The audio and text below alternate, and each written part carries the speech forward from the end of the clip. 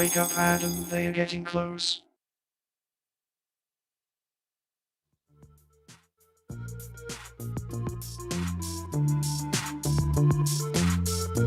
All right, we have breaking news right now. In the last hour, a huge dam in Ukraine ended up getting knocked out.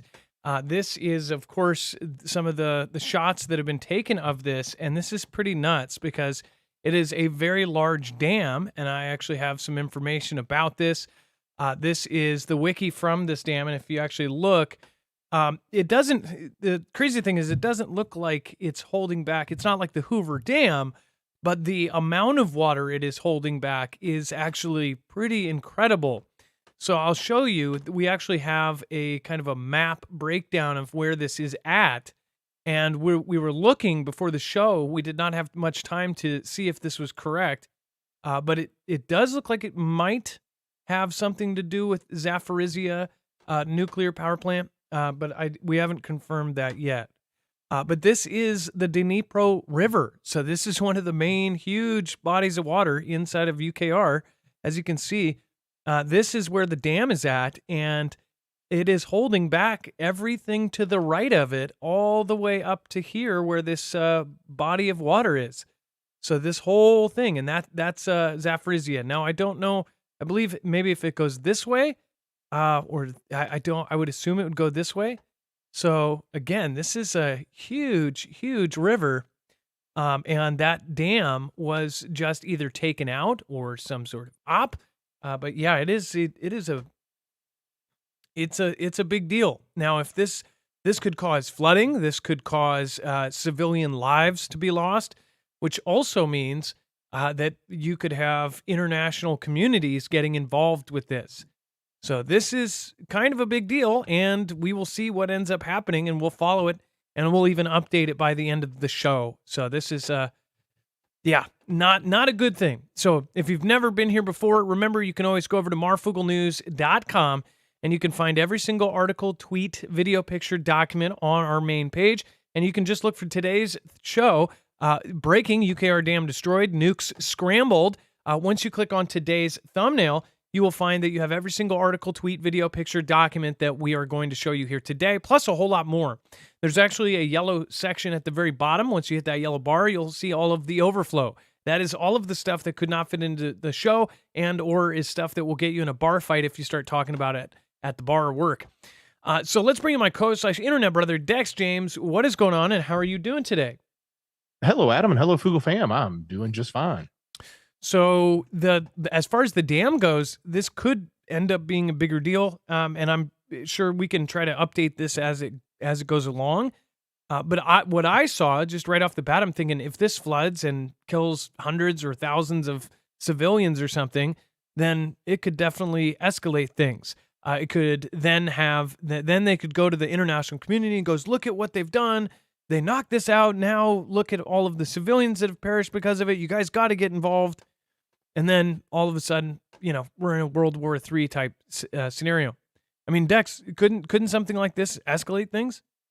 It certainly can. It certainly can. And we don't know how much water like that. When you look at that picture, it's not that high of a dam because it's a hydroelectric dam. So it's just taking the water that's moving through the river. Yeah. But it does hold something back, obviously, because we can see in the video that it's just pouring in. And when you look at the amount of water that's behind it on the map, it's tremendous. It's huge.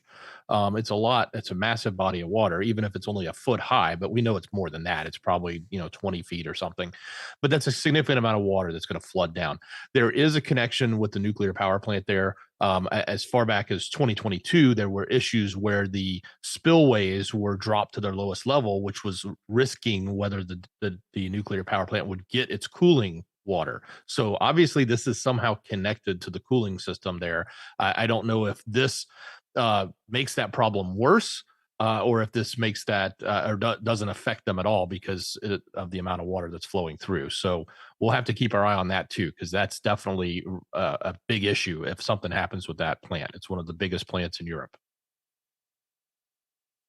Well, if you can see from the map, it's so I guess am I stupid by thinking like wouldn't the water be running down this way or would it be running up this way? It should flow south into the the ocean or the Mediterranean. That's the big. I can't see what that is on the map, but that larger body of water on the south is typically where that water would run. My assumption is that big river above the dam, the fat wide river, is that wide because of the dam. The dam did that, and so when you go down to the south of where that dam is on the map, the river is very narrow, and that's because the water's held back and released.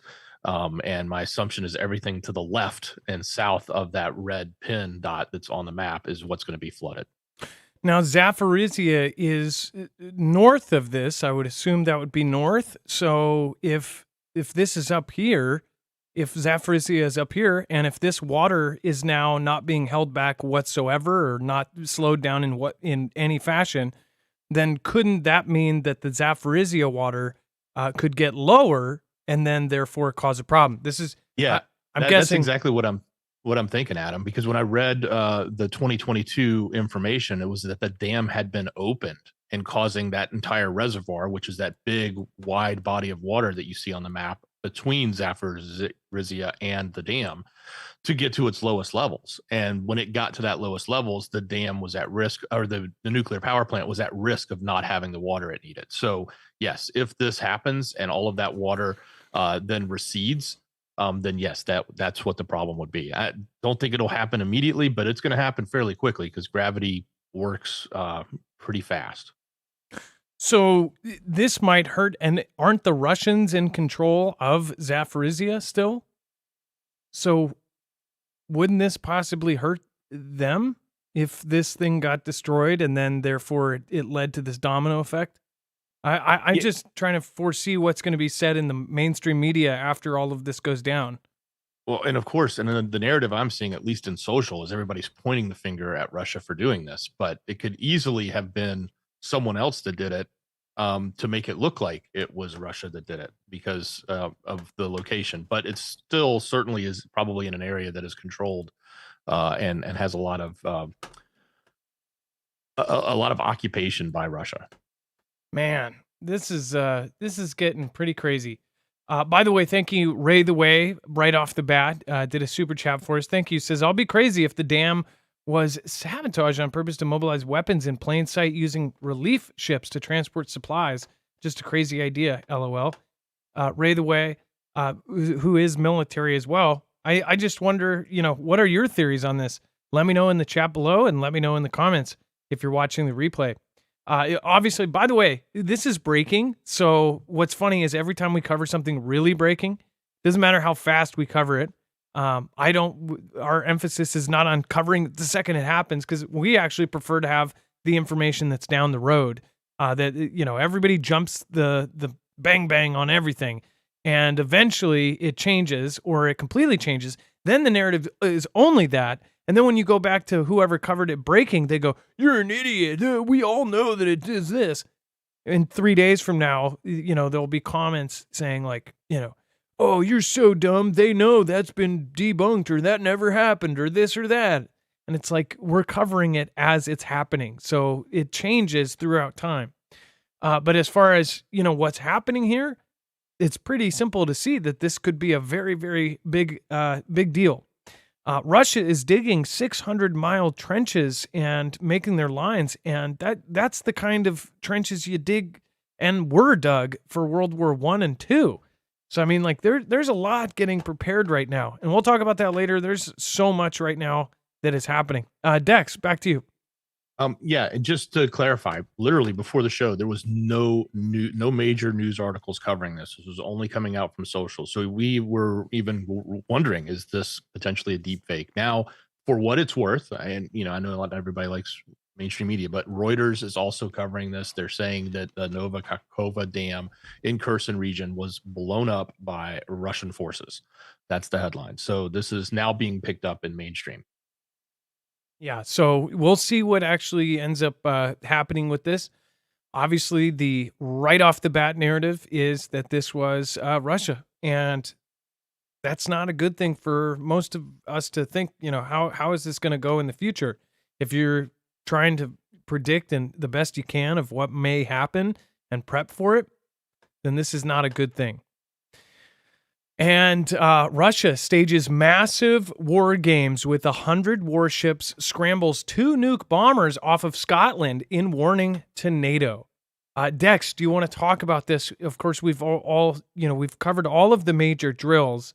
They keep getting bigger and bigger. It's kind of obvious to me that this is because there's a war coming. This is a sign. I mean, it really is. We see these drills, and they're doing it not to just keep the gears sort of oiled. It is really because they have an expectation of needing to perform these activities. They're preparing for what it is they're going to do next. We do the same thing. We prepare for the worst. We prepare for whatever we think is coming. They're doing that too. So we have to take these drills and pay attention to them. In this particular case, them scrambling 2 nuke boomers off of Scotland. Now, we get these. We capture. They'll run off one from Alaska. They'll engage one. Near Poland, etc. That does happen, and that's no different here. But this is in the midst of a drill. In the midst of a drill, they scrambled quickly. They ran off. They ran up 2, nuke capable flyers over that area. And again, that's not done for the purposes of, while on one hand it's done for a drill, but it's really the placement of this is done to sort of be in the face of NATO. Like, look at us, we're right here, and we're willing to be this close to you with our nukes. And as far as the other drills that are going on, I mean, you can pretty much pick a spot on the map and you can see that there are drills happening every ocean of the world with all of the navies. Every country is preparing in some way. Let's see here. 100 warships is incredible. Let's see here if I can. I mean, this is a massive. I mean, to put that you can't really. I don't think that a single picture could put that into perspective. 100 warships. By the way, we have not seen with the UKR conflict, we have not seen, other than a couple instances where they supposedly, launched things from some of their boats. We have not seen them use some of their most advanced Navy frigates. The flagships one got knocked out. And I forget what that one's called. Do you remember what that was called? The Moronsk, or I know they said that they have now taken out maybe 2, but we're talking about their whole fleet. We haven't seen a real conflict out of this. Like, this is a regional, smaller war compared to what is coming. That's just my opinion. What is yours? Let me know in the comments down below. Also, remember, before I forget, make sure to also go check out the mods. Make sure to drop an M in the chat for the mods. They're doing a great job of keeping the community positive. Also, I do want to say thank you, Carol.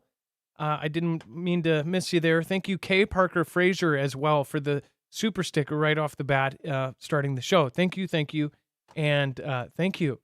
By the way, John Frederick the third, thank you for the super thanks on Only 9 Will Take It All Down on that last show on Friday. Thank you for the super thanks, and thank you as well for Rumble de Clown and Make Out with Chaos and Connie T for joining as members. Thank you as well. Next Exit, The Sheila Show, Question Mark, and Kathy D, Rolf Townsley, and Pilgrim Prepper. Thank you, Jimmy Wright, Johnny D, Yobi, Gabriel, Jonathan Cook, and Gladys Rodriguez as well over the last week joined. Thank you, and thank you. And let's see here. Wait a second here. I didn't want to skip this. Okay, so I did want to briefly touch on some of the stuff from earlier, but we'll touch on that later.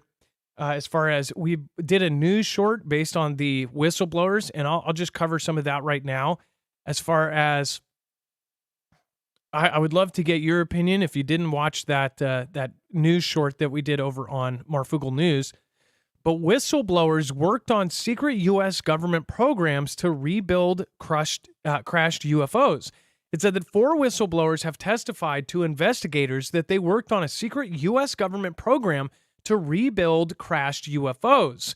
It says the bombshell revelation came from one of America's top former intelligence officials who called on world leaders to finally come clean about unexplained recovered wreckage. Ex-U.S. Deputy Assistant Secretary of Defense for Intelligence Christopher Mellon, 65 years old, who served under President Bill Clinton and George W. Bush, said that he received reports that the government has engaged in, quote, reverse engineering project involving UFOs. He said he had personally been referred 4 witnesses to the Defense Department All Domain Anomaly Resolution Office, aka ARROW, which is probing 800 reported close encounters between military personnel and UFOs. It says, quote, involving the analysis and exploitation of materials recovered from off-world craft. So they're literally saying, this gentleman is saying, and a group of people saying that they are rebuilding crashed UFOs from off-Earth, from out of this planet. Now, this is just a kind of a drop in the bucket compared to all of the stuff that has been pushed out, but with all vague explanations and no real absolute evidence of a otherworldly presence. There's no absolute evidence. There's no real info being put out. It's just these kind of leaks and rumors and videos that are unexplainable. So where are we at right now? At the same time, if you would think, if we go by the science fiction metric, which the science fiction metric really has been pretty good at telling the future, as far as if you go back of what they thought the future would be like, there were some pretty accurate predictions of what we would be doing now, including with social credit score type stuff that is coming, with, of course, social media, and, of course, with all of the devices that we are now attached to. These are all things that we saw before, not to mention disasters that have happened in the world. These have been predicted because you get enough minds thinking about what could happen. A lot of the times, there's somebody who's right on that. And we've seen this. But as far as this goes, if science fiction is correct, then, not all of these aliens are friendly. So that is something that has actually been said here as well. Dex, do you want to say, talk about the rest and how they have basically said they could be preparing to go to war with some sort of aliens? That's correct. Mr. Mellon urged the government to make the records of the program public. He said the public, quote unquote, have a right to know the truth about the reverse engineering of the UFO debris and that they can handle it, the information about the extraterrestrial craft. He also says disclosure of such information could help global leaders develop an effective deterrent against an attack.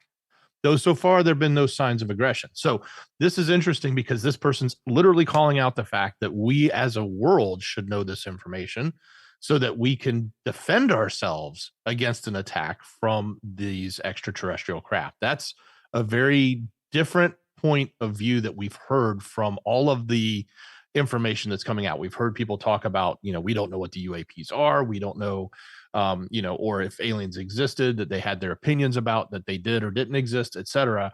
And now we have an official coming out saying, not only am I going to expose this whistleblower information that's here, but I'm also going to say we need to be worried about an attack. That's kind of an interesting change in some of this narrative that they've been pushing on us. Now, mind you, no matter what you think, we talked about the potential that this could be orchestrated as a big distraction. And either way, even if this is a distraction or if it's real, the really scary thing is if this is real. If it is not, then you think of the scary kind of scenario where they would push something like this as a massive narrative, where all of us need to come under one umbrella to fight some outside force, kind of like Reagan said in his speech. It's like something like that would quickly get all of us on the same page, similar to how we all got on the same page. Somehow, almost every country got in line with CV and everything that happened in 2019. The countries that didn't, of course, had a pretty quick regime change, forcefully. Rest in peace. But you guys get the meaning as far as if something happens, like this is a hard thing to do, but it's not as hard to, if you did want to fake something like that, not with today's technology and today's video technology and everything else, it'll actually be much more possible. But then there's the slight chance, what if these things are real? And this guy is really coming out and saying they're doing this. Well, there's motive not to have technology like this coming out. He specifically mentions, it says, assuming UAP propulsion technology is distinct from anything known to the public, a successful reverse engineering program might bring about a revolution in energy, transportation, and materials technology. Now, if the current energy system that we have is making somebody a ton of money, and there's a system that could literally make enough energy and enough electricity for the entire world for free, then what would they do? If they had a cure for cancer overnight, do you think that they would just go, here, everybody have the cure for cancer? Now we don't need to make $2,000 pills for everybody and make multi-trillions of dollars per year on, extending life, right?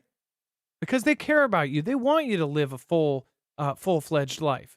They want you to be cured of cancer. They don't want to, give it to you or anything.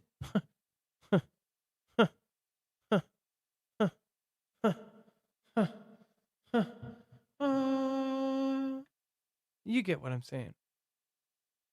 Says we might be able to accelerate a transition to clean and cheap energy, perhaps even develop superconducting materials and propulsion technologies that are now the stuff of Hollywood movies. Since all of the real things that are happening right now somehow have a science fiction past, it's really hard for any of us to wrap our heads around it or to even believe it. But it's not just regular people on the corner saying, I want UFO disclosure. These are senators and congressmen saying, we want to know what's going on. When in reality, most of these people probably do know what's going on. And that's what makes me think it's fake. Like, they're really calling it, like, we deserve to know the truth. They know that the whole system is a bunch of BS. Everything is lies. So how would, it just doesn't make sense to me. If you get high up in politics, I don't think they all have, top secret clearance, but I do believe that they probably know enough rumors to figure out what's going on.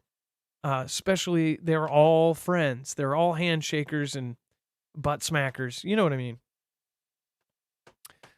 Dex, it's kind of trippy to think about. And then as far as the whistleblowers now, there was an article, I mentioned this earlier. It's kind of crazy. Paul Hellyer, you guys have seen him. Some people think he's a quack now. He was the Canada's Minister of Defense. He was, the equivalent, if you think about the Minister of Defense here, this was the Canadian equivalent of that. He was very high up, the whole Canadian military. And he essentially said that UFOs are as real as the planes above us. Now, from personal experience, the crazier other part about this whole story, which, by the way, on the sixth sentence here, he says, Hellyer suggested that there were Edward Snowden-style whistleblowers who have already revealed government knowledge of alien visits. It doesn't take long to get your hands on it, he said. Well, I don't know if he was, some of that was reverted back to stuff that was already out, or if he was talking about some of the stuff that's coming out now. Now there is actual whistleblowers coming out with the kind of stuff that he's talking about. So I don't know if 8 years is long enough, but it's just kind of funny he mentioned that. And now, today, 8 or 9 years later, it's supposedly happening. Now, one thing as far as part of that sentence there that I thought was kind of a trippy part, which I believe Dex read. Let's see here. It says disclosure of such information could help global leaders develop an effective deterrent. I told you guys a year and a half ago, and this kind of validates something I was told. Now, I can't get into the whole thing of it because I don't want to get that person in trouble.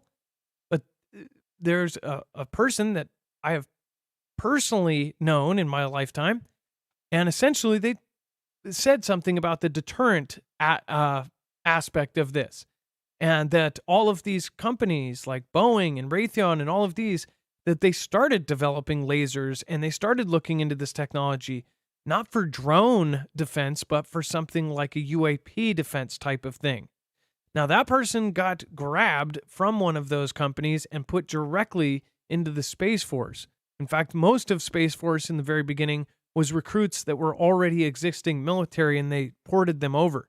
The whole thing with Space Force in general, grabbing Space Force, the Space Force, how it was created, why it was created, we don't know. But it could be a part of the whole fake narrative, or it could be a part of the whole real narrative that nobody knows about yet. What do you guys think? Let me know. I know there's like 6 different camps we could think about of each different kind of way that people could think about this, whether they don't exist and it's, angels and demons, whether there is no space and it doesn't exist out there, and the moon is a satellite or something. I mean, there's 50 different ways you could look at this. But either way, I think that people really need to pay attention to what is being said and take everything with a grain of salt and be prepared for possible scenarios that could come out of this. And some of them are pretty scary. So, Dex, do you want to talk about the sonic booms caused by fighter jets scrambling to private plane over Washington? So apparently, over the weekend, there was a plane that was not responding, and it was flying over the DC area.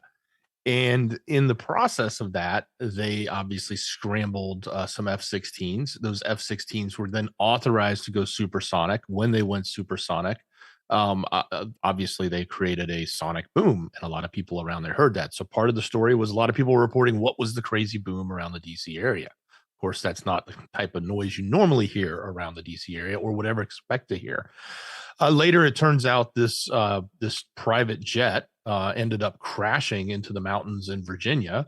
The pilot was non-responsive. I believe the F-16s like fired their flares or something in front of it to try to get attention, try to see if anybody would respond, in addition to radio contact and other things like that.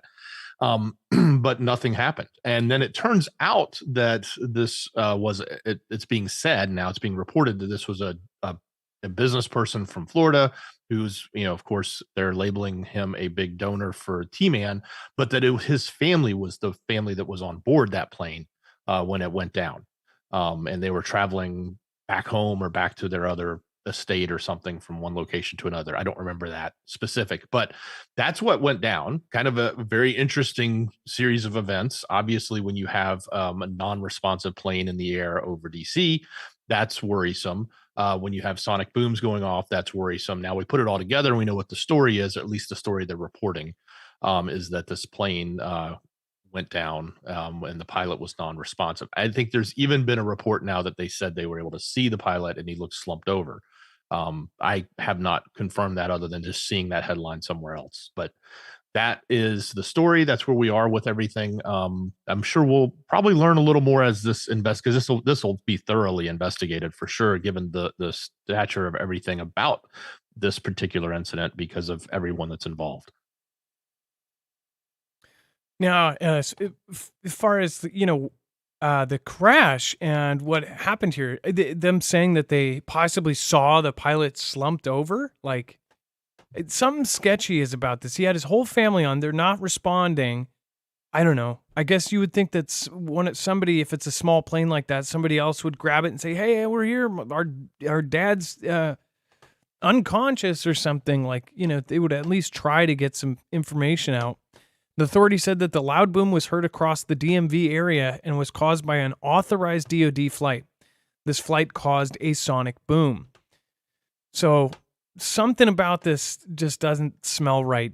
What do you guys think? Let me know if you have a theory on it. Put it in the comments down below. Yeah, crashed into the mountainous terrain. Or did they take it down and they're not going to say it because the whole family was aboard? Maybe their radio system was fried and they didn't respond, and then all of a sudden they had to take it down. Would they say that they took down a plane full of family and then later find out, oh, the radio wasn't working, somebody spilled Coke on it or something? Who knows? I don't know. But it's pretty hard for the government to admit they would take down a whole family, even if it was for defense, like if it was heading towards Washington, D.C. or something. But yeah. And they reported the Cessna was on autopilot when it crashed. Yeah, something just doesn't seem right. And Ray the Way says it's not a coincidence that intelligence agencies and the DoD are disclosing classified info regarding unknown technologies. Like I said before, one of my commanders casually spewed info on Area 51 and got PCSD'd to another base. PCSD'd, I would assume that means transferred, right? PCSD'd to another base. I don't know the military lingo on that, so I'm assuming it means transferred. And then Brian Hillary, thank you for the super chat. You can always write something there if you'd like. And then, is Russia going to war with the EU? Johnny D says. Johnny, my opinion is yes. But again, time will tell. I hope I'm not right. And again, thank you everybody over on D Live. By the way, do we have Rumble yet? I don't think we do. Not right? yet. I'll check again. Okay, so just to let you guys know, there's been a couple shows lately. 15 minutes is the normal time after the set time. But one thing that people don't realize is we have multiple systems. And multiple different platforms that we go live on at the same time. Rumble lately, we have to essentially reach out to Rumble to get the information, the URLs, to be able to put it into our system so we can stream to everything. And Rumble has been having issues lately, and I'm sure it's because they are a newer platform and they're changing things around, updating, and whatever else. But we don't have Rumble tonight because it just never got back to us. So there's been a couple shows where we've had to be, half an hour after start time because we're waiting for that. So in the future, we're just not going to do Rumble. So if you don't see us on Rumble, make sure to go over to YouTube or D Live until that's fixed. So again, many don't know how complex this whole thing is, especially on call-in nights. If we have a call-in night, we have a lot going. Our call-in is not just a simple, we have an actual 1-800 number and everything that people can call, press option 4, get in and everything, and then that connects to other systems. So there's a lot of things at play to get this show going. So we appreciate your patience, everybody over on Rumble that may be here now. But again, thank you guys. I appreciate you. And then U.S. military releases video of Chinese warship cutting across American destroyer in the Taiwan Strait. We're always looking for something to happen with Navy boats or with boats in straits because it has been called out that things like this can actually start world wars. It says the U.S. military released video on Monday of a close encounter between a Chinese Navy ship and an American destroyer in the Taiwan Strait over the weekend. The U.S. Indo-Pacific Command, the U.S. Indo-PACOM, reported that China's unsafe maneuver on Saturday, but did not release the video footage until early Monday morning, in which a Chinese Navy ship can be seen cutting sharply across the path of the USS Chung-Hoon. The destroyer had to slow down to 10 knots to avoid a collision. Chung-Hoon, a Canadian frigate, HMC Montreal, was conducting a freedom of navigation transit of the strait between Taiwan and China's mainland, waters that are considered international to the U.S. and its allies, but an exclusive economic zone to China. U.S. Indo-PACOM said that China's actions violated the maritime rules of the road of safe passage in international waters. Chung-Hoon and Montreal's transit through the Taiwan Strait demonstrates the combined U.S.-Canadian commitment to a free and open Indo-Pacific, like they say all the time, every time. This time, though, with the video footage of it, they're essentially, I think this adds to the whole narrative that they're setting us up that China's going to be the big bad enemy here very soon. And soon, mainstream media will follow this. Obviously, you've seen a lot of stuff about how the tensions are getting bad, but we're leading up to a war with China. And who knows? Everybody might be in on it, but it's definitely something that is, if you connect the dots, it's coming. And then, Dex, do you want to comment on that? And then also the fake video of Putin declaring mobilization on state TV, the deep fake. Yeah, certainly. Look, I'll talk a little bit about Putin. This is obviously being said it was fake. This came out by apparently from hackers during one of the incidences from the South. And it was broadcast, and it was a deep fake video of him. And he was saying that they were declaring martial and that they were mobilizing and getting everybody ready. And then they had to obviously roll it back because it wasn't him. So this was one of the many instances we've seen of hacking there, but one of the first instances we've seen, I guess, of a significantly sized deep fake, so to speak, being used in a broadcast like this. So, of course, I could imagine what everyone thought initially when they saw it. But then quickly they were able to let people know that this was not legit. This was not real. So just to reiterate, we have talked about this for a very long time about when deepfakes started really popping up and when, of course, larger YouTubers were able to even do it to where they could do a convincing, Tom Cruise video. This is much more serious. This is exactly the scenario we talked about, and this kind of scenario of Putin deepfake that is being hacked into and broadcast on Russian TV saying that we're declaring martial law. This is a giant deal, and this is exactly what we expected to happen.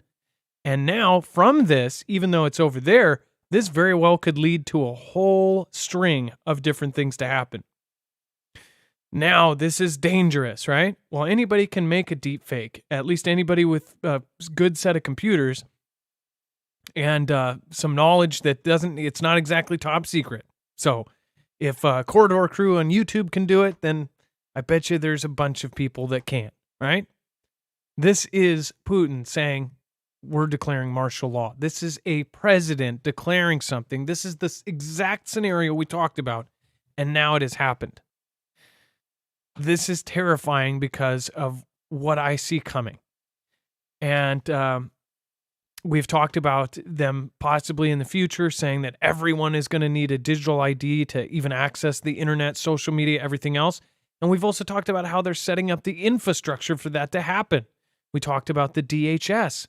Dex, do you remember the story we covered that almost nobody watched last week?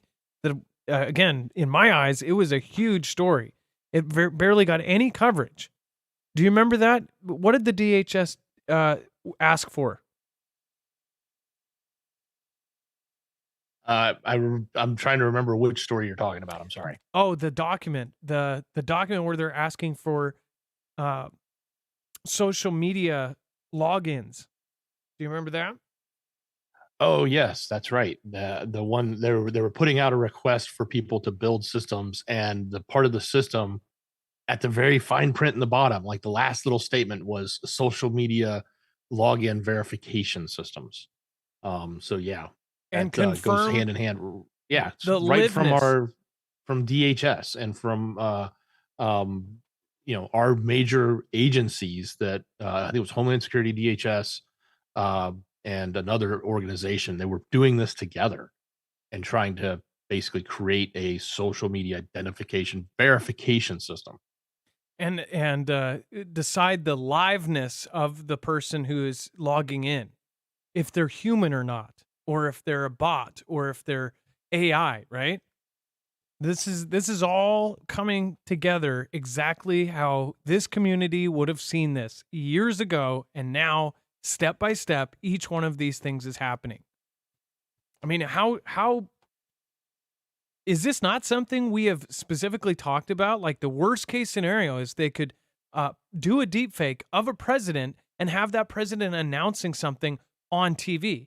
We also saw what led up to this, how they did hack into the TV stations. We talked about how when Putin spoke in front of millions of people on one of their celebratory things, that these hacking groups ended up hacking in and disturbing that broadcast. Was that practice for then something like this? What is the real point of this? General SVR, especially since there's all these rumors about them declaring martial, that's a very scary thing. This is some 4D chess right here. Zippy Moon's loss of cabin pressure is most likely the cause of the plane crash. Same thing happened to Payne Stewart, but his was a Gulfstream. You only have a matter of 20 or 30 seconds before blackout. Drive for life. Love to you all. Love to all. Zippy Moon, thank you for stopping by, and thank you for that. And then Carol, thank you. Junebug, thank you for becoming a member. Abide, thank you as well. Bunny Ha, thank you for becoming a member. Mimi Cartstall says, love the Marfoogle family. Listen every day. Well, thank you, Mimi. Junebug, again, thank you for the super chat. Bibletop 777, another tax for the Alien Defense Force. Yeah. And then Lost Lobo, UFO Endgame to Disclosure was a great watch. Lost Lobo, I've almost watched it a couple times, but it's a purchase thing. And I think it's a new release, so it's like absurdly priced, like $20 to rent. But I've seen that and I've wanted to watch that. Ray the Way, again, thank you. And then Brian Hillary, thank you. What do you guys think of this? Let's go over to the general chat here. Dam apparently not destroyed, says Belinda 007. Dex, can we confirm that? Because that's a big deal. And at the beginning, I just hope you remember, we said they could say it's not. That's crazy if it is true. And if that's another fake video, that goes into exactly what we're saying. That's insane. If these are fake videos that are getting put out, this is fast-tracked. Folks, this is scary. Your online life, because everybody's hooked on online activities, just watch. This is going to change really fast. So please make sure to sign up for notifications and make sure to go to our website directly.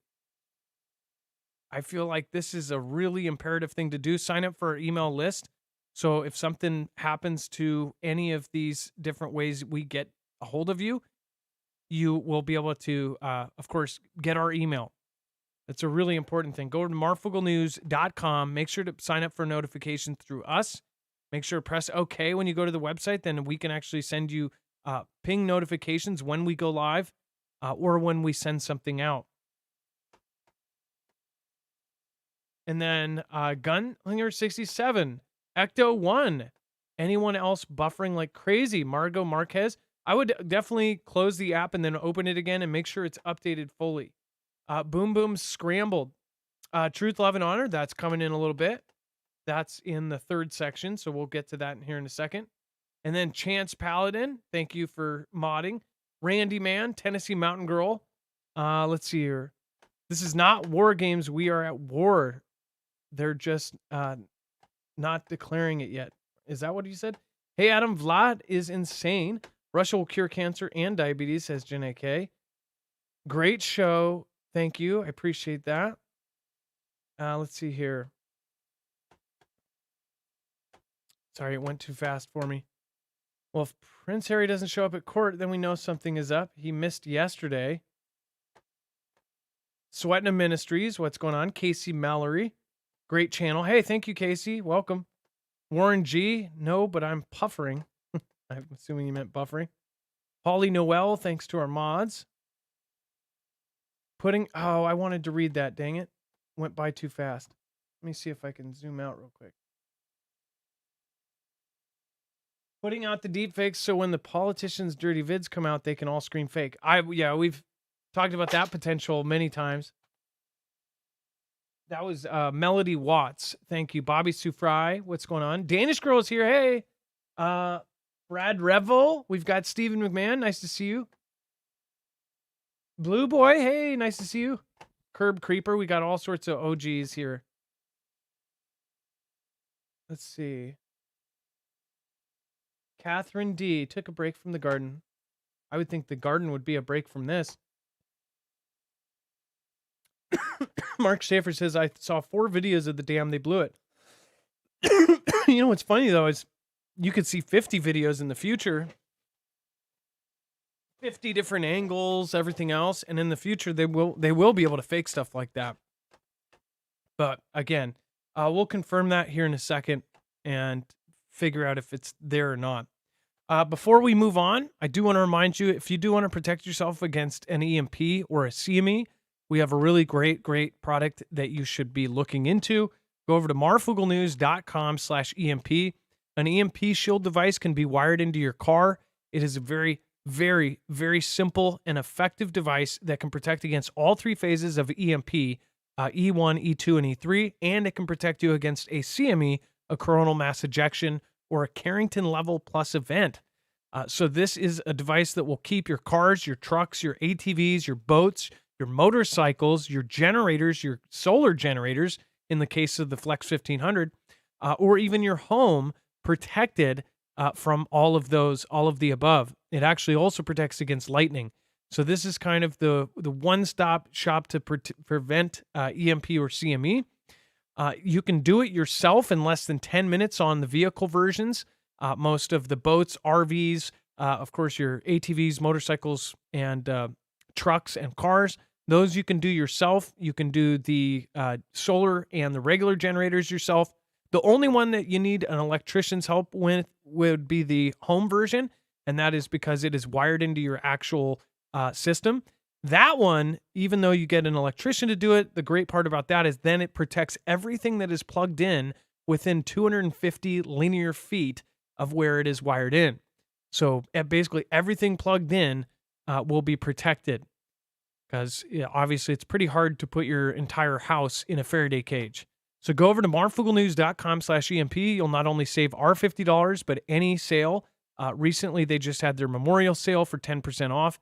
If you end up going over there, all of our discounts end up stacking on top of theirs with EMP Shield. So make sure to go check it out. Make sure to check for whatever current sale they might be running. It's a really, really good deal.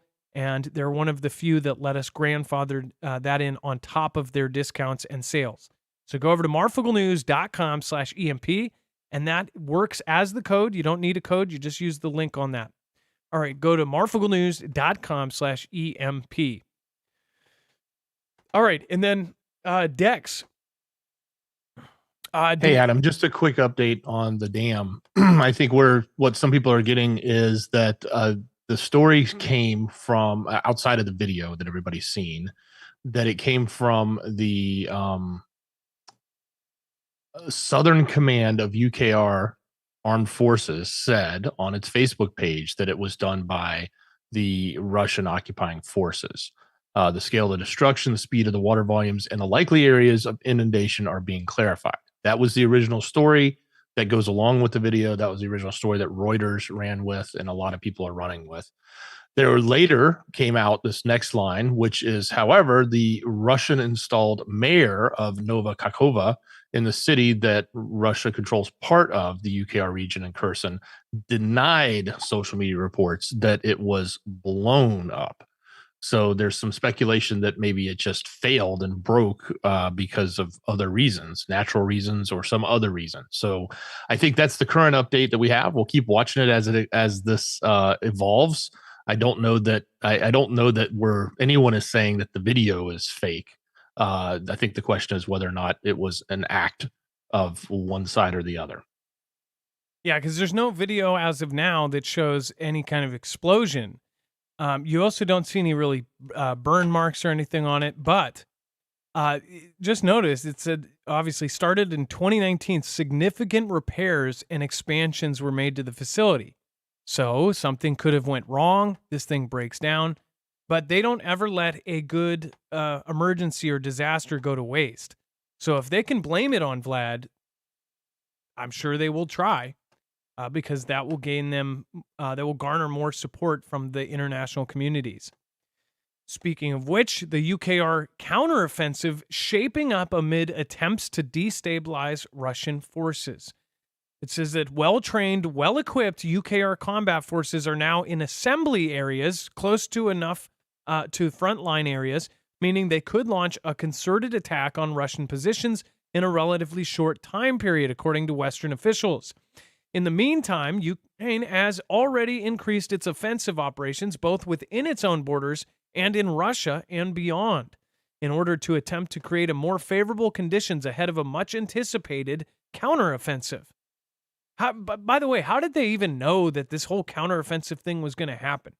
Why would you say out loud that we're going to do this huge planned attack and everything else? Wouldn't that be in the top secret category?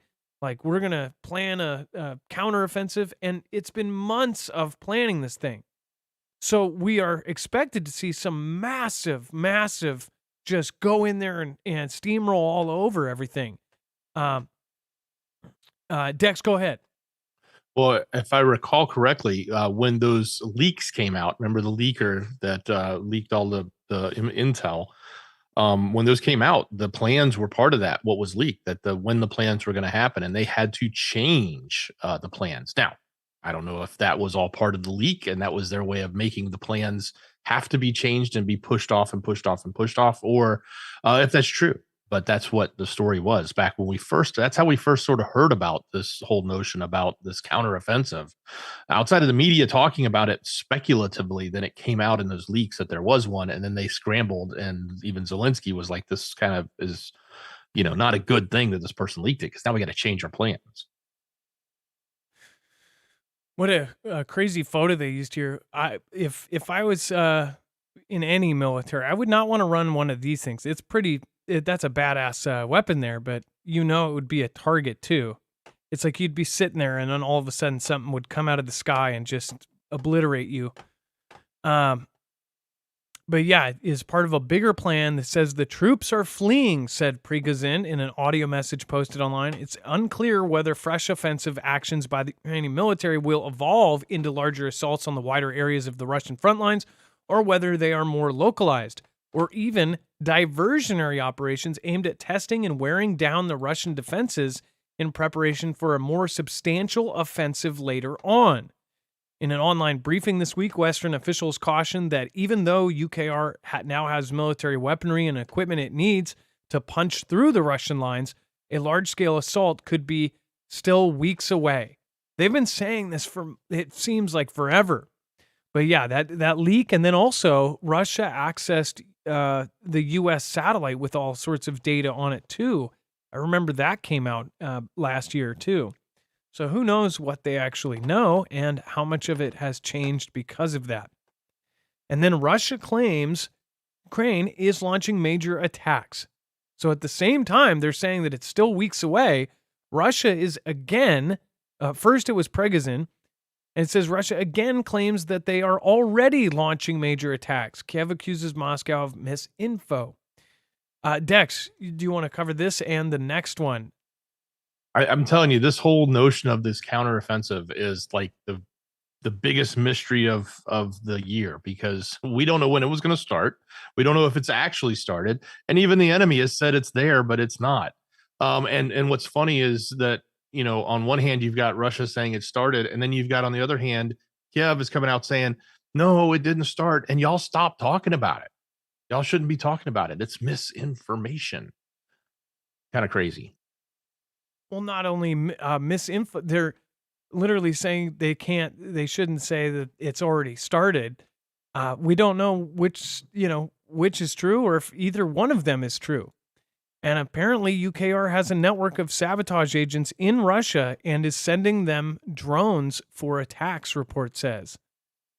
UKR is believed to be behind a network of sabotage agents in Russia smuggling drones into the country for a series of attacks, U.S. officials told. It's always CNN, by the way. The U.S. officials, if they want to get something like this out, they go directly to CNN. It's always CNN. And it says several unnamed U.S. officials believe the May 3rd drone incident above the Kremlin was among several attacks carried out by such agents, the outlet reported. Russia has seen an increase in mysterious attacks and suspicious incidents on its soil ever since its invasion, many of which have taken place at strategic locations such as energy facilities within reach of UKR. Most recently, the border city of Belgorod came under a series of attacks that have been claimed by anti-Russian dissident group of the Liberty of Russia Legion, which opposes the invasion of UKR. UKR has not claimed any connection with these groups or any responsibility for any similar attacks. Nonetheless, such actions are helpful for Kiev, as the UK's Ministry of Defense assessed on Friday. Russian commanders now face an acute dilemma of whether to strengthen defenses in Russia's border regions or reinforce their lines in occupied UKR after the Belgorod attacks. It says UKR does not have a pattern of making coy or celebratory comments about such events.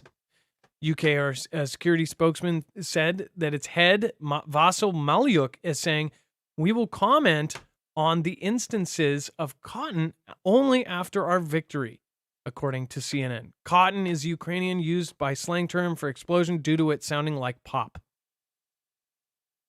We've talked about that before. Last time they used that when I swear it was when one of the flagship Movosk, whatever that ship was called.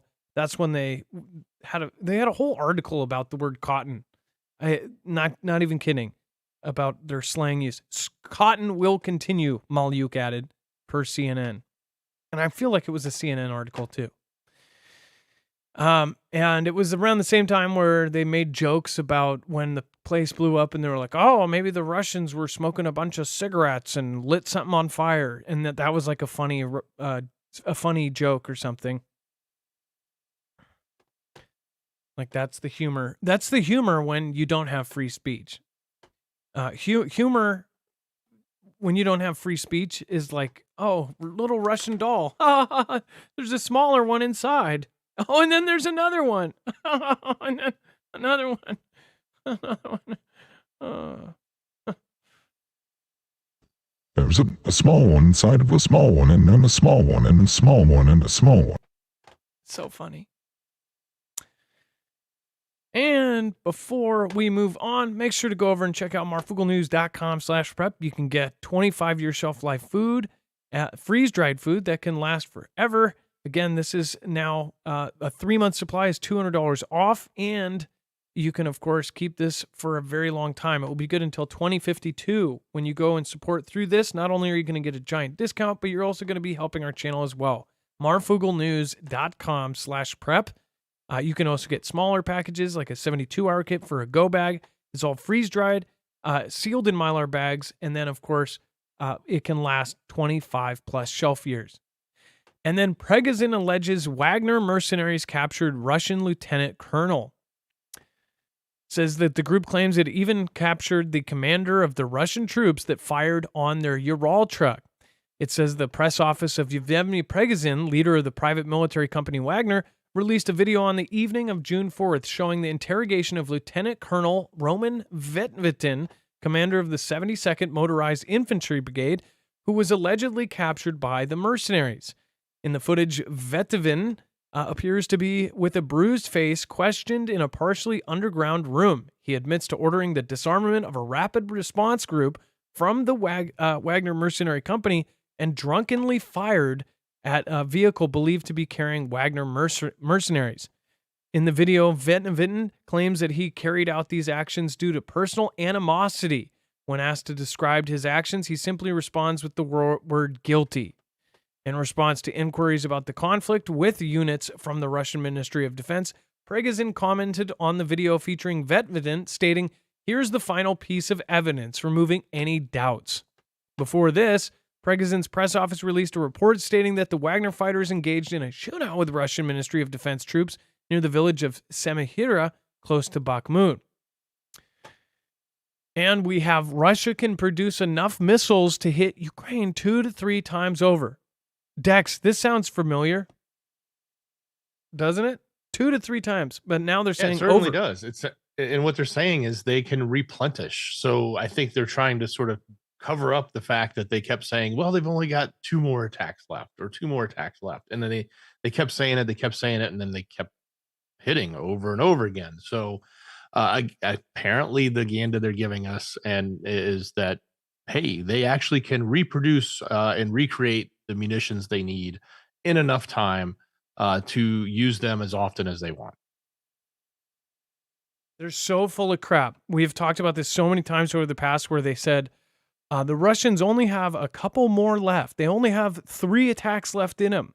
And then after the 3rd big media frenzy attack, everybody's like, wait, but you said they held only enough for 3. They just did a 4th one this morning. They said, oh, well, no, now we know that they only have enough for 3 more attacks.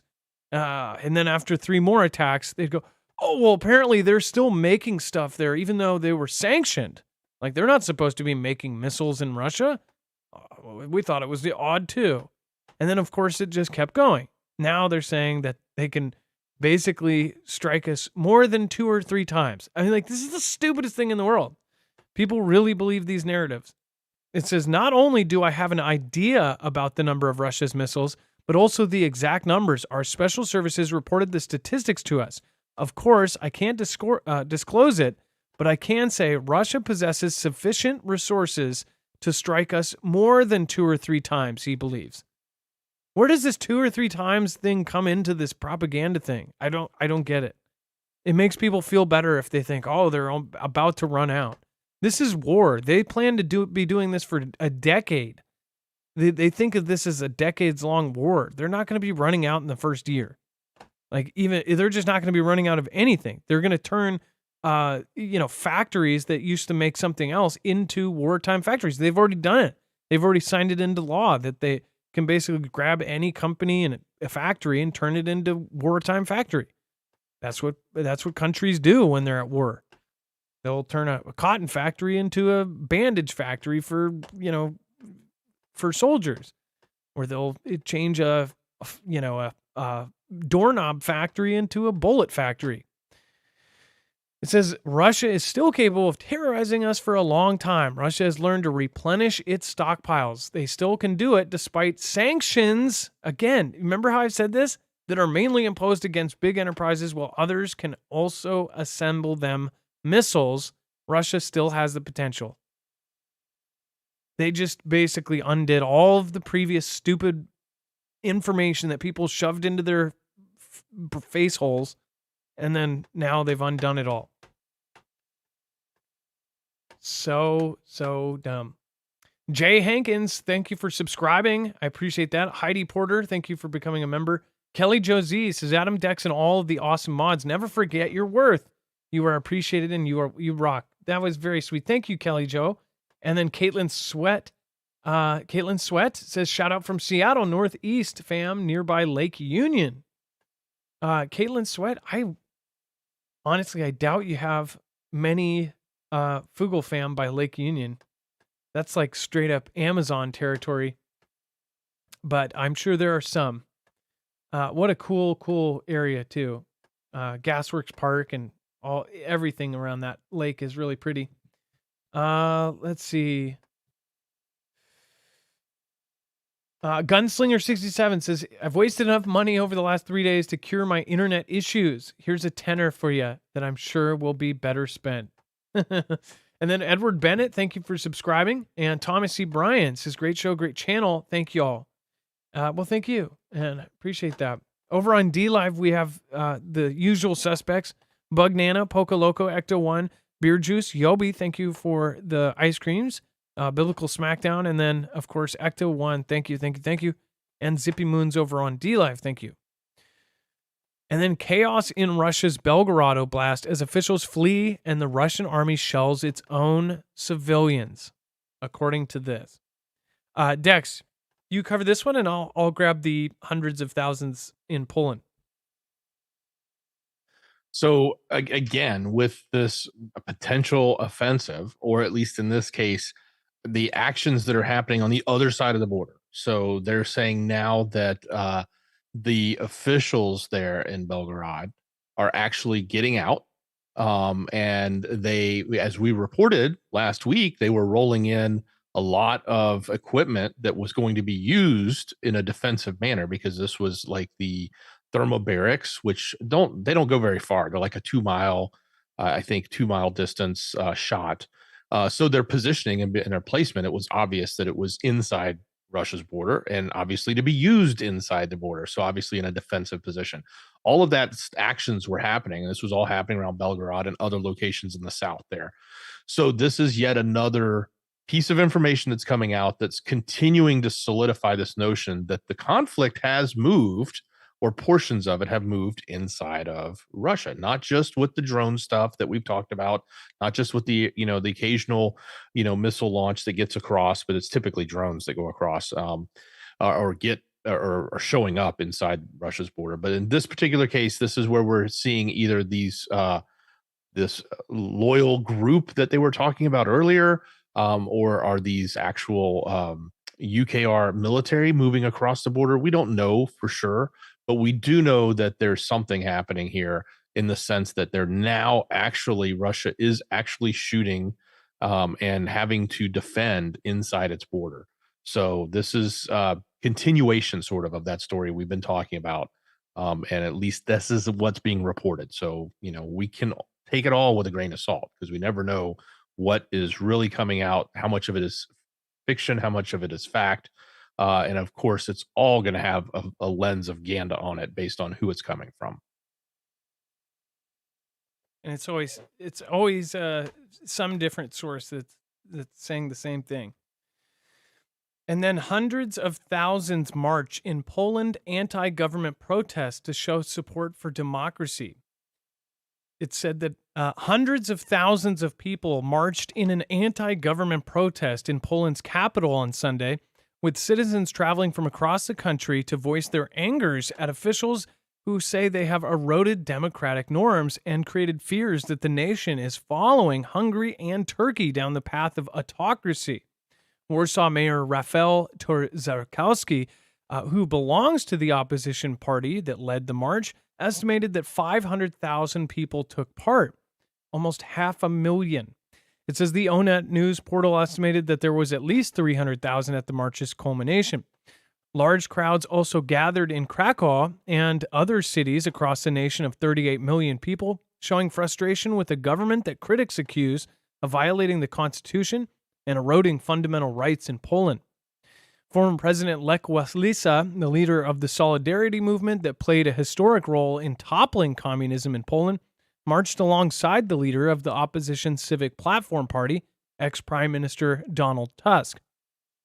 It said that Walesa and Tusk are reviled by the ruling Law and Justice Party led by Jaroslaw Kaczynski, and the Warsaw crowd chanted democracy and constitution.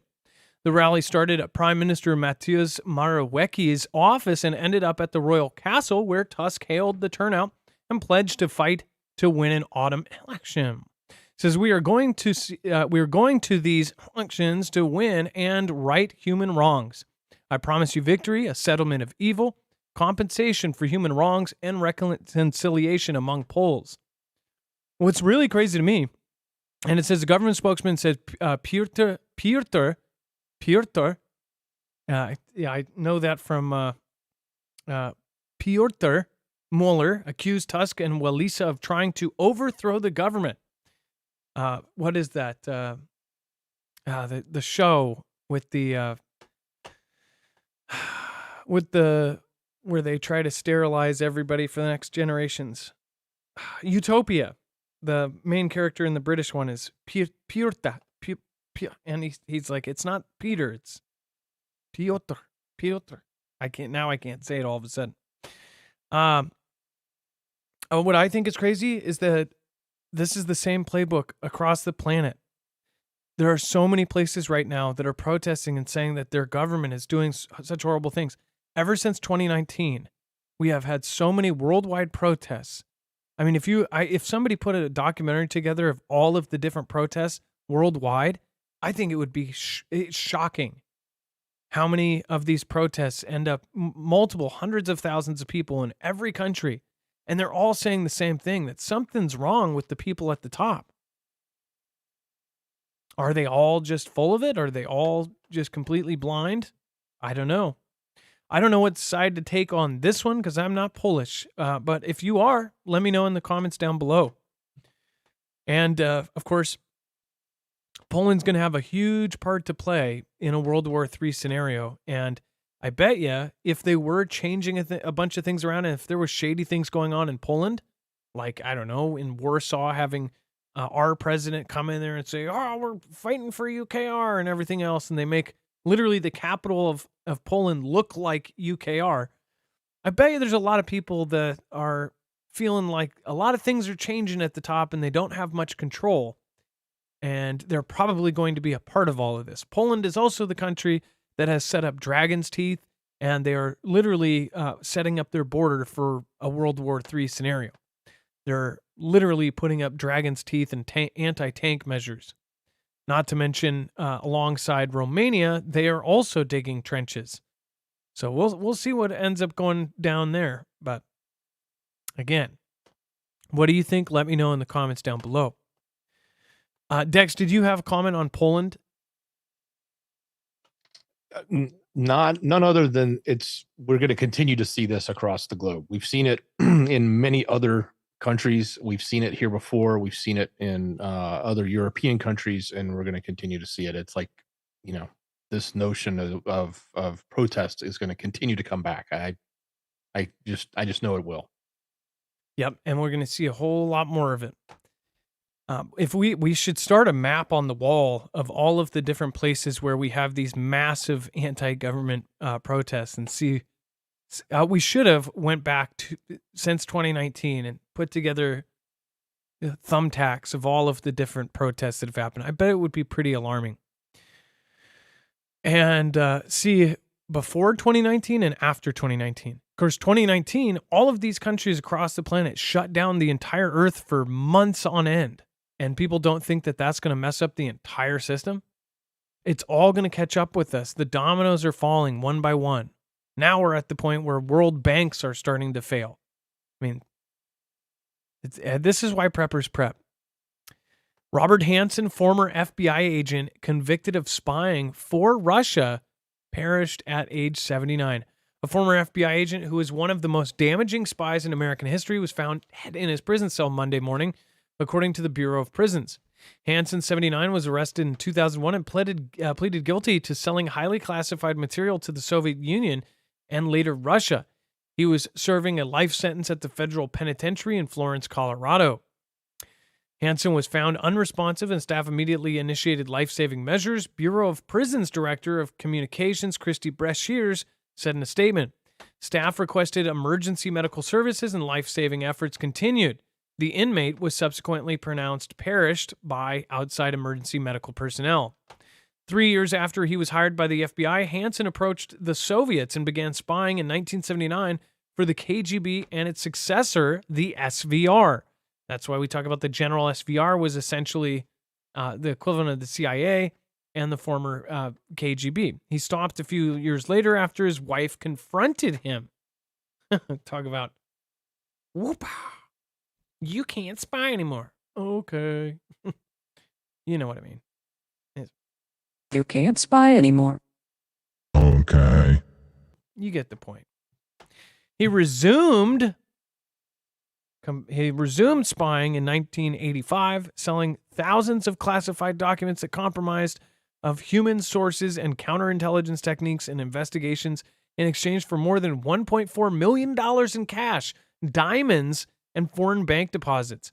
Isn't that crazy that they literally will give you like blood diamonds and things? That's not just in the movies. Like these things really happen where a guy will give him information and some guy will give you a suitcase full of diamonds. Like it's not just in the Bourne Legacy or Bourne Ultimatum or whatever. This stuff happens in real life. James Bond level stuff happens on a daily basis. Absolutely nuts. And then Jack Dorsey's wild endorsement for president has people saying, what the It said that Jack Dorsey made a surprise endorsement for president on Sunday that had social media users scratching their heads. The co-founder and former CEO of Twitter indicated that he was all in with leading anti-V conspirators, and I hate this. I hate that this is how he's going to be treated the entire time. If you haven't read his books, you should. Just my personal opinion. One of the smartest people I know, my uncle, ended up reading it, and he's got 2 master's degree. He said he was just absolutely riveted by it, and it's actually what opened his mind. And he wasn't a believer of all of this stuff with the V. That book put enough proof in there that it closed the case. Like there's a lot of stuff in that. But it says that Robert F. Kennedy Jr., who previously likened the experience of anti-Vers to the victims of the Holocaust. So they use that exact thing. They pulled something out of context, and they also say that he's an anti-V conspiracy theorist. That is how he's going to be treated the entire run on the campaign trail. I honestly don't think he has much of a chance. I don't know what you guys think. I actually wouldn't mind a Robert F. For president. But what's crazy is Jack Dorsey says this, and then somebody else tweets, they go, are you predicting this or are you endorsing him? And Jack Dorsey says both. Now, Jack Dorsey has confused me a lot because back in the day, he like rooted on for Elon. And then he said, oh, he's the solution to this. Then he went against him. He's the one who said that hyperinflation was coming soon. Actually, he said hyperinflation is coming, ... soon. Right before he ended up stepping down as CEO.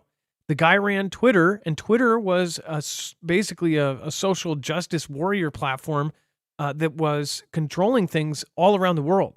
Places like Saudi Arabia like to give you an idea, 3 out of 10 people in America are on Twitter. In Saudi Arabia, it's like 9 out of 10. So you can imagine if information that's on Twitter can literally change people's thoughts on things, it can control the way things are going. Even here, even though we have very little people on Twitter, it would control the narrative. Like everybody's, tripping out about this group or this minority group needs help or this or that. All of these things were coming from tweets and, tweets, which could literally be another country's bots. They're saying, oh, everybody is really mad about this. But in real life, we're like, who's mad about what? Nobody is complaining about this. But as far as Jack Dorsey, first tweeted a video of Kennedy, who's married to Curb Your Enthusiasm Cheryl Hines, talking with Fox News personality Harris Faulkner. The clip was titled, Robert F. Kennedy argues he can beat T-Man and DeSantis in 2024. And then he wrote, he can and he will. And then when asked if endorsing, predicting, he said both. So as you can see. What do you guys think about this? Do you think Jack is a black hat or a white hat or something in between? Do you think this is part of the narrative? I bet this alone is going to make people question Robert F. Kennedy if Jack is endorsing him. Dex, did you think this was kind of out of left field? And especially since he's kind of been his hippie self for the last couple of years. Yeah, I thought it was that. I definitely thought it was a little odd, but at the same time, here we go. Let's throw some oddity into the mix and see what happens. So, he is who he is, and I didn't trust him when he was saying the things he was saying about Elon. And mind you, at the time he was on the board and on an executive in the process of stepping down. So he had certain fiduciary responsibilities to not say negative things about a potential suitor. So I get it. Why after the fact he would change his position. But yeah, this is totally unrelated to his business. This is public information, his commentary against a potential public candidate. So take it for what it's worth. Ray the Way says RFK Jr. Absolutely not. He literally said that people who don't believe in climate change should be thrown in jail. I didn't know that actually. So that is a pretty big deal. But when did he say that? I will have to look at what he said about that. As far as the only exposure I've had to him is him exposing the CV stuff. And that was absolutely right on. But yeah. But who knows? I think that everybody's going to have something negative about them. DeSantis, DeSantis has these weird laws that he's putting in place to hurt journalists and things. Basically, some could look at it as like, oh, if they talk about him or something like that. It's a bigger scale than that. Dex, do you remember that? How DeSantis put that thing in? So essentially, you could be held liable if you said something bad about a politician or something. Correct. And if you did certain things with the government or something like that, there was certain rules they started to put in place. They had to get approvals and stuff. And yeah, it was pretty wonky, I thought. It is wonky and then of course T-Man was behind Warp Speed. I mean, like all of them have. There's nobody. I'm at the point where it's like, I just I don't trust any of the people involved. So I get what you're saying, Ray the Way. That's a really good point. That's a solid point.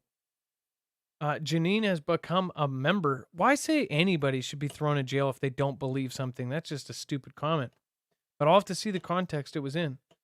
True News Network, thank you for subscribing. Janine, thank you for subscribing. Dex, go ahead. Do you know the context?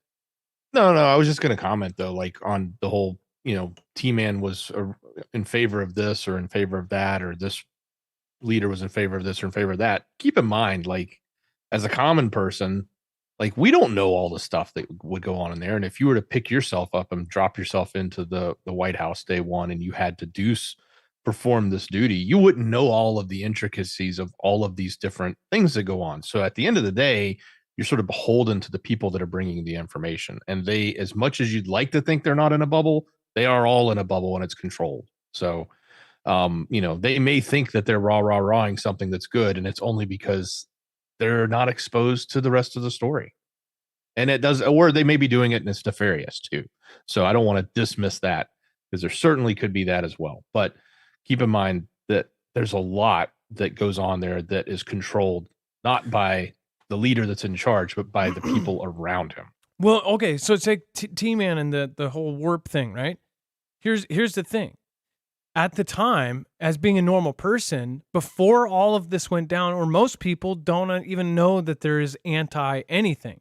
So say if you're in the position and he legitimately has doctors and people that are incredibly smart coming to him and saying, we can fix this and this and that. You wouldn't be able to blame him for that if he said, okay, well, if you can solve the problem, go ahead. And he doesn't know any better and there was no intentions behind it. But the fact that after all of this has come out, after books like his has come out, later, what politicians do is they use it to their advantage when they can. And they, of course, talk bad about it if it serves them right. So after all of this, even after he went out of office, then still said, well, I'm the guy who started that and everything. To a good chunk of people, that's like, you'll never have the same trust ever again because of something like that. But at the same time, in the very beginning, he would have plausible deniability, like I thought I was helping. But after all this stuff came out, I don't understand it. In fact, I think the narrative thing is changing in general. If you haven't noticed, there are certain rules that just changed here that say that you can now talk about denial of what happened, right? I don't trust this because I think it could quickly change in a couple months when everything starts really getting going. And then they could go back retrospectively to previous ones and go knock you out. But denial of what happened of 2020, right? But at the same time, it's like the change in the narrative. Now there's the syndicated articles. Even my mother-in-law sent me this and she goes, hey, Jamie Foxx, look at this. He's blind and this and that. The same article was 50 different places saying it was because of a certain thing. As part of the old narrative, that wouldn't have even happened. Even if it was true or whatever, or even if it was said, that would be just shoved down to the bottom of the barrel. Now it seems things are changing. And it makes you think, like, is everything changing? So then they can say, it's like they push people down so far this way that everybody's going to bounce back and go, no, we want to go the opposite direction. So now a lot of people believe that it will be on the right-leaning side of things that the next president will be, because everybody's so sick of how this far the direction left it went. Now people are going to go, well, we had this one, now we want that one. Every time it's switched back and forth. It's been Democrat then Republican, Democrat then Republican. And now it seems like you won't need 8 years to have them want to switch back, because the last 4 years have been absolute hell. So, but which one out of the three, if it did go this direction, are any of them the good choice? What do you guys think? I'm open. I'm always changing my mind. But again, I just don't. I think that there's a bigger plan in play. And before we talk about mysterious Morse code-like structures at the center of Milky Way stunned astronomers, make sure to go check out the energy systems. This is the best way to back yourself up. If you don't have a backup for your power in crazy times like we're in right now, I'd highly recommend getting a generator. These are solar generators, so they're stealth. They're absolutely quiet. They can be run inside your home, and nobody's going to hear them from 3 blocks away. They get unlimited power from the sun, given that you get solar panels with these. And again, you can choose, you can either get their solar panels or others. But the coolest part is once you have a system with solar panels, you can set this up and be getting power every single day for free. Not only that, it stores that power. So say everything's fine, the power's not out, you can then put your solar panels out, store up that power, and then when the lights do go out, you have it on demand to use. This is an expandable system. It's called the Flex 1500. It's expandable like Legos. It actually stacks, and it can be expanded up to 96 batteries. It's one of the best systems out there. It is so good. Energy is so good that the Air Force Research Laboratory ended up teaming up with them to make the Flex Tactical. This was directly designed not only by the people at Energy, but the folks at the Air Force Research Laboratory. The Flex Tactical is going to be made to more military standards, extreme heater for extreme colds. It's going to be water resistant, dust resistant, military grade latches that can hold 1,500 pounds. This thing is the all out. I don't think most people need this, but if you are the tactical kind of person and you want the utmost of the toughest, baddest thing out there, this would be it. This is on pre-order. Either way, for all of these, you're going to have to wait for most of the regular Flex 1500s or the tacticals, because Energy and every other company that is doing solar is now dependent on lithium. Lithium is in high demand and in low supply. So again, I had to wait, I think 4 months for mine, but it is the best decision I've ever made as far as going solar. It is one of the best things to have, and it has been coming in handy on an almost monthly basis. We've had our power go out a ton. So make sure to go check it out. They also have available a lot faster. You can get, if you just want a basic unit with the built-in battery, this one is the X2. It has a bigger solo battery, so you can't expand it, but it does have a bigger built-in battery. And you can also dual link it for double the output and, of course, double the capacity. So these are really, really cool. They're a great unit. They're really well made. And they're UPS right off the bat, uninterrupted power supply. Go to marfuglenews.com/energy and make sure to use the code Marfoogle. If you use that code, you'll get not only a special discount, but you'll be helping us out. We're independent. We don't have a multi-channel network. Again, we are dependent on the Foogle fam, you guys sharing our stuff out. And again, that you guys are our backbone. So thank you so much. That's again, marfuglenews.com/energy, INERGY. Make sure to go check it out. All right. And then Dex, what are they talking about with Morse code? Well, I don't know that it's really Morse code. I think they're just saying it resembles that. But look, there's always these mysteries they keep bringing us from the universe, so to speak, or in this case, the Milky Way, our galaxy. So astronomers have captured hundreds of mysterious filaments pointing towards the Milky Way's supermassive black hole. They could uncover secrets about the dark abyss at the center of our galaxy, but the strange horizontal strands are 25,000 light years from Earth, and scientists are comparing them to the dots and dashes of Morse code, only these appear to be floating through space. So they're not necessarily in some sort of, position where everything else is sort of moving in its normal, I guess, astronomical direction. These are floating in a weird way, and they're questioning if it has something to do with a black hole. But if you look at the picture, it's kind of something I've never seen coming from the scientific community from space before. These little like dashes and dots almost looks like, what do you call those? Good and Plenty, or the little candies you get at the movie theater. Kind of crazy looking view here, but something we've not ever seen before. It probably is. It probably is, yeah. This is probably not even the real image. It's probably like a rendition of what they think it looks like. But yes, that's the filaments, right? Don't do that. Somebody made a Michael J. Fox joke. Oh, that's not okay. But I would say you'd have to have a lot of different color pens for that. It almost looks like a resemblance of like the American, like the map of America or something. Like if it was darked out and somebody just dotted the cities and states. Okay. And then, yes, Carmine Petraka says fake mysteries. One thing I always thought was crazy is there's all sorts of different camps of beliefs out there, and there's so many scientific discoveries or this and that.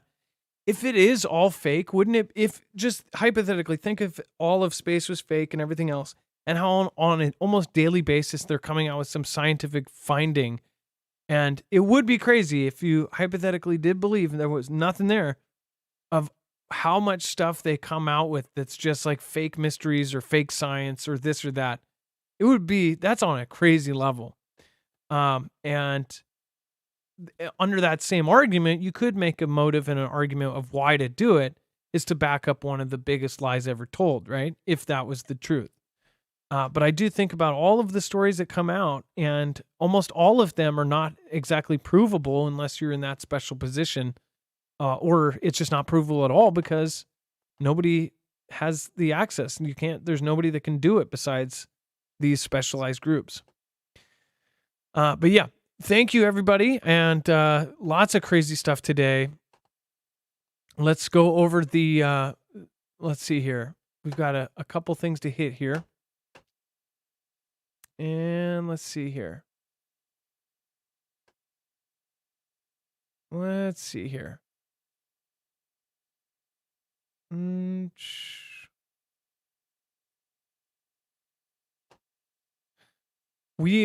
Okay, so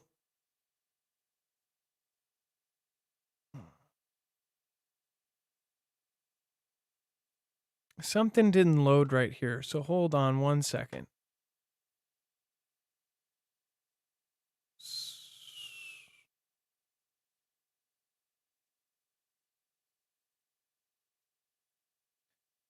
I think we missed one, but we'll have to go back to it here in a second. Dex, do you want to go over the web only? And then Len will touch on something here. I got to pull something up. Certainly. So while you're looking at that, folks, if you're new here, go to marfooglenews.com, click on the thumbnail for the show, or look at that down in the description. There's a link called show notes. If you just click that, it'll take you right to this web page that we create every night for the show. It has all the news we just covered, all of the articles, the tweets, even the updates that we talked about mid-show around the dam and everything that's happening there in UKR. That's all there. And you scroll down, you're going to find this yellow bar that says overflow. This is where the rest of the story is. Lots of other things happening. A lot of this stuff is additional content that goes along with what we're talking about. A lot of it's the stuff that, is a little controversial and we don't want everybody to get all riled up around.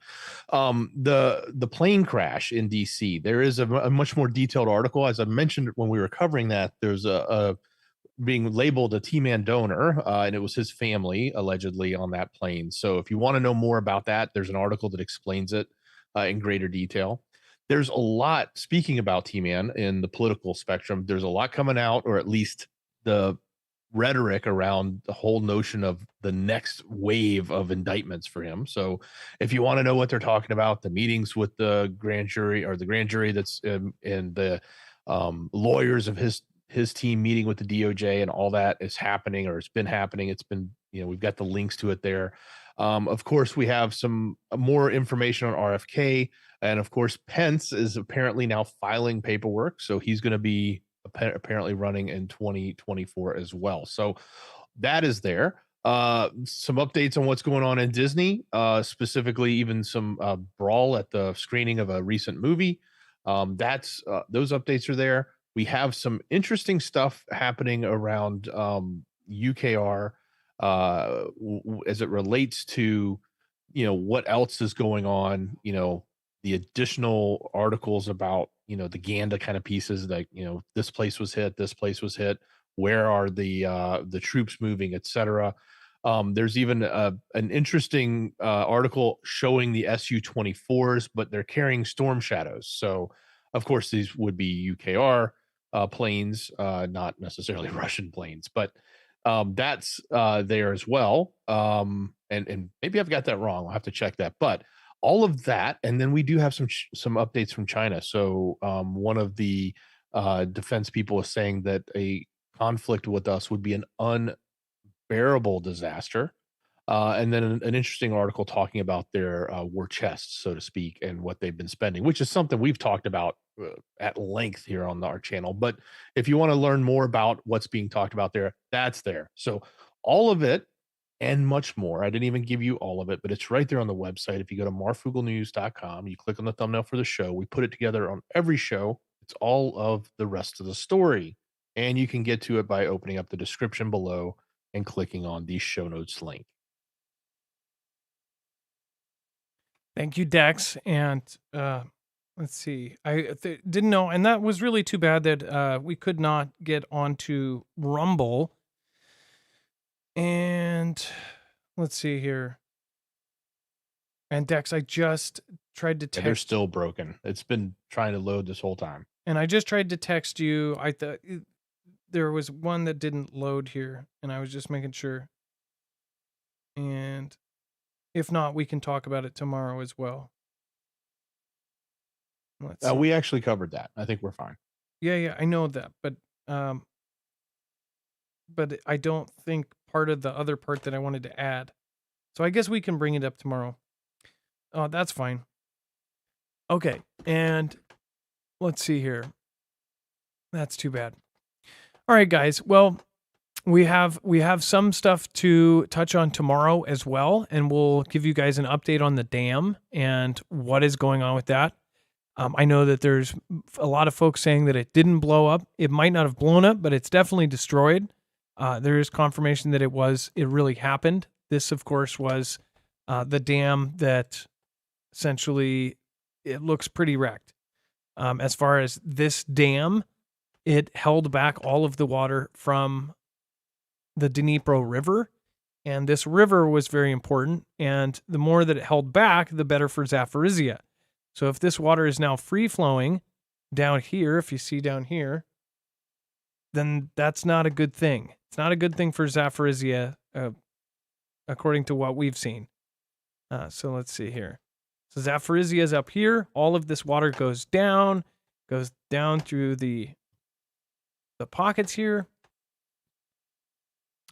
And then it goes down to the Kakhovka hydroelectric. If that is just free-flowing, all of this water that was slowed down and somewhat held back is now free-flowing. So not only could it be dangerous for Zaporizhia, it's also putting thousands and thousands of tons of water that probably were getting slowed down first through these areas. So all of these cities and little towns and villages could be flooded, but we'll update that as it goes on. And if there is something really prudent, we'll put out a cell phone over on news with an update. So make sure to go subscribe to that, and then make sure to also go subscribe to all of our friends. Dex, go ahead. Hey, I found the article you were looking for, and you're right. We did skip one, and if you want to load it, you can grab it right now. It's in Screener. Okay, thank you. Yeah, it's kind of something we've already talked about a little bit, and I think that's why we got confused on it. But yeah, we did not load this one. Fugel fam pointed it out, so I knew we kind of missed it. So let's see here. All right, thank you.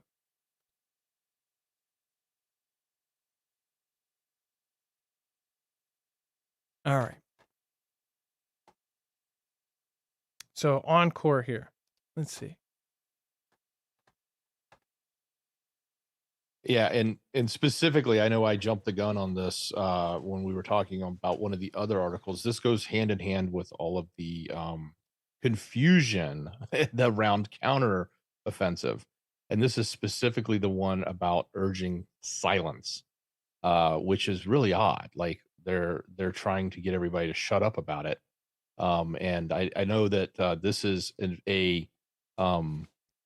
it's really weird. Like they're going to tell the enemy is saying that they're doing something, and they're saying, no, we're not, stop talking about it, when what it is they would be doing would be a positive thing for themselves. That's just the weirdest position to take. Yes, it is. And I'll go through it here. So it says the leader of Russia's notorious Wagner mercenary group, which for months led Moscow's grueling effort to capture eastern Ukrainian city of Bakhmut, on Monday called it a disgrace that Ukraine's troops had managed to recapture ground near the town. Ukrainian forces mounted attacks on multiple locations along the front line over the weekend, but officials in Kiev remained tight-lipped as to when a long-anticipated large-scale counteroffensive might begin to be in earnest. Yuri Sak, an advisor to Ukraine's military, told CBS News, partner network BBC News, on Monday that the next stages of the country's effort to repel Russia's invasion would not be formally announced. But more importantly, he said that they never stopped. Ukraine's fight alongside the front lines was never idle, he said, adding that it was some days more intense, some days less, but stressing that around Bakhmut in particular, over the last couple of weeks, Ukrainian forces have been counterattacking. Sak noted the departure of the Wagner forces from the battle and said that its sides understanding that Russian losses around Bakhmut have been around 7.5 times larger than ours. It says he said that it was all part of Ukraine's military strategy to prepare for the next stage of the offensive, moving little by little to reclaim all occupied territory from Russia. Sak urged people not to accept anything Moscow claimed about the state of war, telling the BBC the Russian officials were lying on a daily basis about everything, including by trying to pass off old footage of destroyed military equipment as new. So, and let's see here. Yeah. Talk about admitting to the Ganda. Yeah. Pretty crazy. So thank you guys. Thank you for joining us tonight, and I appreciate you. And we will see you tomorrow. And again, tomorrow we will have a very, very special show, so make sure to make it. And thank you so much for making it to tonight's. Love you guys. Be safe, be prepared, and Marf out. Dex, thank you so much. Much love. Great job, brother.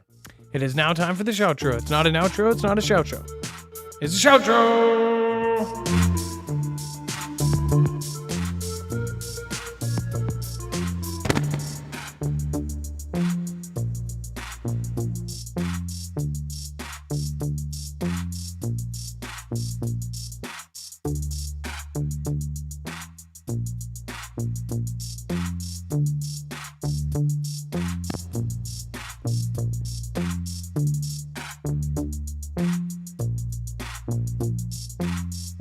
Let's make a fresh one for, looks like,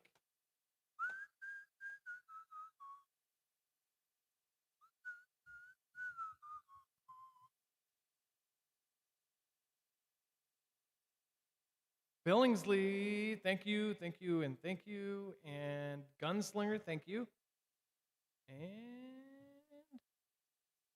Ray the Way, thank you, Ray.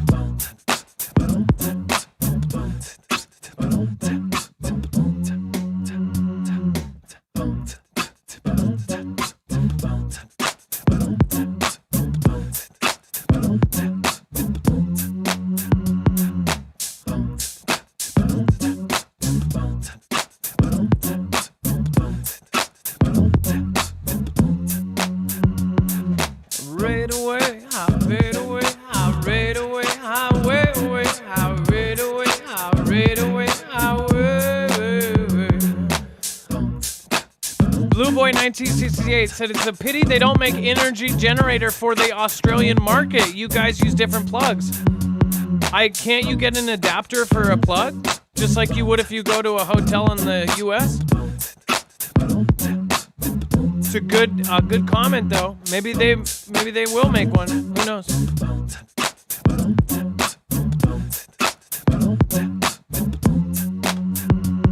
I said right away, we fade away. I saw the ball in every way. Okay, we every way. I I said, secret agent man, I'm on the man. WIS again. Scratch, blimey, and gone, and already gonna be a scorcher. Then when AZ, I wanna say, baby, everybody gonna go say, baby, Schaefer girl in Tennessee, mountain girl. I said, black sheep steady, I will not wet it. Everybody gonna get back with a wedding. I will not Susan on the woman not bigger. Bring it on, everybody go that cat, dick warrior, still don't know. Everybody go when we gotta go. I said, I did it all. Fade away, I fade away. I said, fade away and then fade away. I said, fade away and fade away. Oh, oh, oh, oh. Said, fade away. I said, fade away. I said, fade away and then fade away. I said, fade away. I said, fade away. Said, fade away and then fade away. Fade away. I said, fade away. I said, fade away and then fade away. I said, fade away. I said, fade away. Said, fade away and then fade away. Fade away. I said, fade away. I said, fade away. Never fade away. I said, fade away. I heard fade away. I said, fade away. Never fade away. In the bowl, definitely me. All of that is global or universal. Issue is different and the voltage is. Clocks run slow in Japan, for example. Fade down around. I said, fade away. I said, fade away. Never fade away. I said, fade away. I heard fade away. I said, fade away. Never fade away. Big fat singer, won't die ringer. Ain't not down and don't go ringer. Do it down now and they do not ginger. Maybe that hair go turn red ginger. Hey, now donor, a boom don't bagger. Everybody going now, come on, put tracker. Big fat singer, if my it's done ringer. Oh, oh, oh, oh, oh. Big fat singer, do it on down. Everybody go and down, don't ring her. Whoop, now, it, oh, oh, oh. Big fat singer, do it on down. Everybody go and down, don't ring her. Whoop, now, it, oh, oh, oh. Big fat singer, do it on down. Everybody go and down, don't ring her. Big fat singer, oh, big fat singer, oh. Big fat singer, do it on down. Big fat singer, down, don't ring her. Big fat singer, big fat singer. Oh, now done on the whip now, baby. I'm on the big